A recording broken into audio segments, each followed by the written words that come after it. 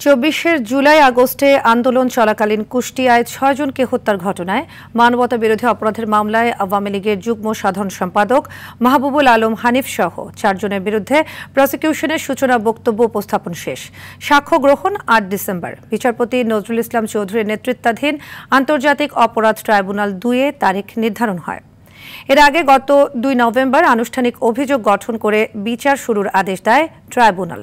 হানিফের বিরুদ্ধে উস্কানিমূলক বক্তব্য ও কুষ্টিয়ায় ৬ জনকে হত্যাসহ সুনির্দিষ্ট ৩টি অভিযোগ আনা হয়েছে। এদিকে ট্রাইব্যুনাল ১-এ জুলাই আন্দোলনে রামপুরায় ছাদের কার্নিশে ঝুলে থাকা ব্যক্তিকে গুলি করা সহ ২ জনকে হত্যা মামলায় ডিএমপির সাবেক কমিশনার হাবিবুর রহমান সহ ৫ জনের বিরুদ্ধে চতুর্থ দিনের সাক্ষ্য গ্রহণ শুরু হয়েছে।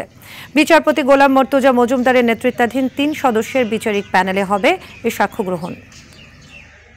শুধুমাত্র কমান্ড রেসপন্সিবিলিটি সেকশন 4(2)-এ যারা নেতৃত্বের দায় যাদের তাদেরকে আসামি করেছে এবং যারা মাঠ পর্যায়ে কর্মকর্তা বা পুলিশ অফিসার যারা গুলি করেছে, যারা হত্যা করেছে, হত্যায় সহায়তা করেছে, তাদের বিচার ইতিমধ্যে সরকার একটা সিদ্ধান্ত নিয়েছেন যে দ্রুত বিচার আইনে হবে। তাদের অনুসন্ধান চলছে, অভিযোগপত্র নিয়ম মাফিক দাখিল হবে এবং বিচার হবে।